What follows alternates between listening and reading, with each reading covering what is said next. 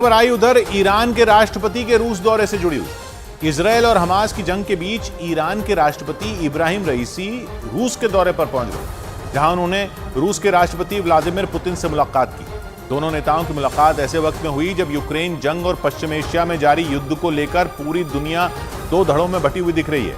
इसमें एक तरफ अमेरिका, इजरायल और यूरोप के देश शामिल हैं, तो दूसरी तरफ रूस, चीन और ईरान समेत कई मुस्लिम देश। इसी वजह से ईरान के राष्ट्रपति रईसी और पुतिन की मुलाकात को अहम माना जा रहा है, क्योंकि इसे अमेरिका के खिलाफ होने वाली एक बड़ी गोलबंदी की तरह भी देखा जा रहा है। और माना जा रहा है कि रूस के राष्ट्रपति पुतिन अमेरिका के खिलाफ बन रहे धड़े की अगुवाई करने की पूरी रणनीति बना चुके हैं।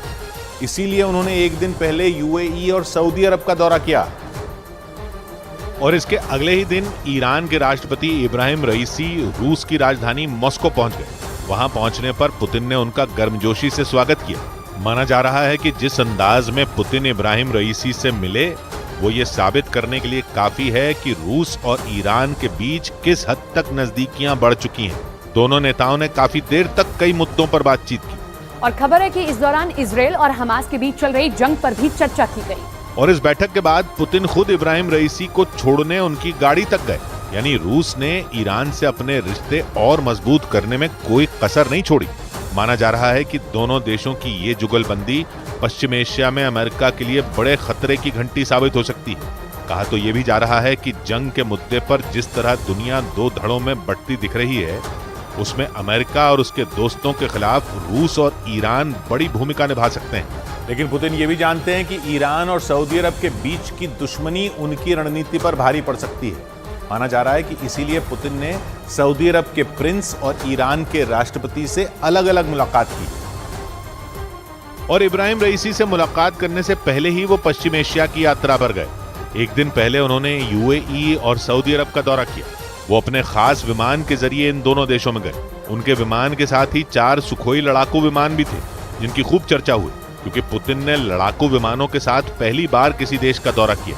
माना जा रहा है कि पुतिन ने अमेरिका के खिलाफ जिस धड़े को मजबूत करने की रणनीति बनाई है, उसमें ईरान और सऊदी अरब को साथ लाने का भी प्लान है, क्योंकि इन दोनों देशों के बीच लंबे वक्त से दुश्मनी है। और ईरान जहां शिया बहुल देश है, तो सऊदी अरब में सुन्नी मुसलमानों की आबादी ज्यादा है। इन दोनों देशों में पिछले महीने भी एक राय नहीं बन पाई थी, जब तमाम मुस्लिम देश इजरायल और हमास की जंग के मुद्दे पर एक मंच पर जुटे थे।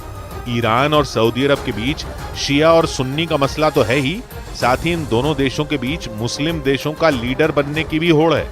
कहा जा रहा है कि इन्हीं मतभेदों को देखते हुए पुतिन ने पहले सऊदी अरब के प्रिंस से मुलाकात की और फिर अगले दिन वो ईरान के राष्ट्रपति से मिले। और कहा जा रहा है कि उनकी पूरी कोशिश अमेरिका की घेरेबंदी की है। हालांकि पूरी दुनिया जिन दो धड़ों में बढ़ती दिख रही है, उसकी शुरुआत यूक्रेन जंग से ही हो गई थी।